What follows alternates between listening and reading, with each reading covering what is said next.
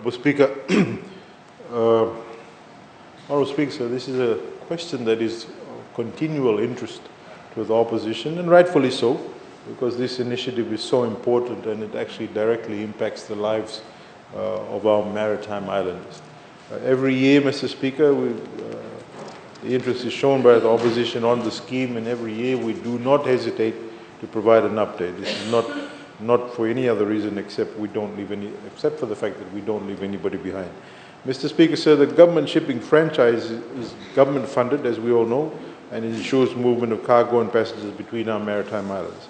The scheme enables connectivity and accessibility to markets, increasing economic activities and improving livelihoods. And it's actually essential to maritime connectivity and accessibility, especially with respect to our uneconomical routes, Honourable Speaker. So there are 10 routes operated under the franchise scheme, and these include Rotuma, Benga, Yanuda, Vatulele, Yasawa, and the Lower Southern Lao, which actually operate on a monthly basis.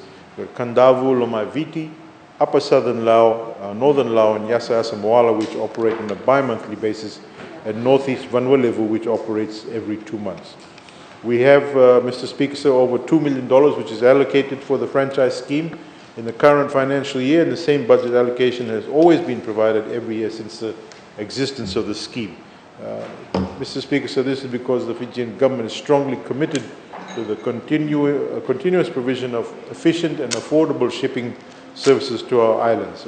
Mr. Speaker, sir, 2020-2021 have not been normal years in terms of shipping services, both globally and domestically. We will strive to ensure that the ships are still commuting our islands and provide the necessary support.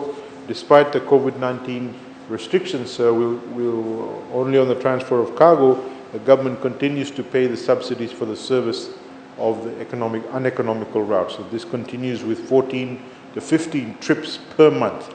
And this is how committed we are with respect to our maritime islanders.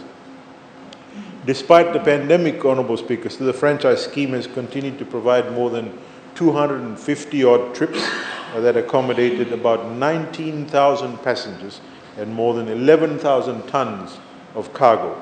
And apart from the direct subsidies that are paid by our government to private vessel operators, the GSS also provides services to uneconomical routes such as Yasawa and to Northeast Vanuatu, Benga, Yanuda, Vatulele, and Lower Southern Lao, where the private sector is actually unable to service due to high maintenance of vessel and operating cost issues.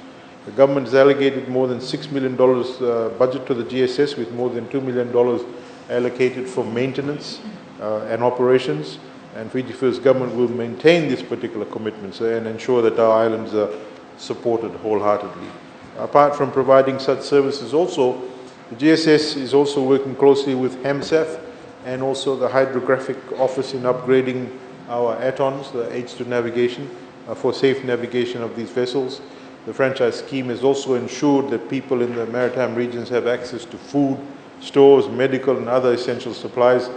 Most recently, we experienced tropical cyclone Cody, and we continue experiencing adverse weather which affects our services to maritime islands, but this also leads to mishaps and accidents at sea. So at certain points of the voyage, several severe bad weather or high waves, it will affect transportation, but when vessel operators do not take necessary cautions, these matters need very seriously taken, sir.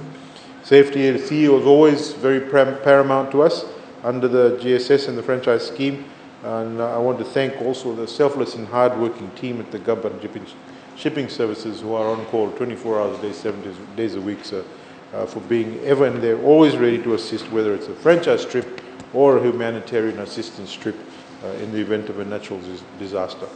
I thank you for allowing me to respond to the questions.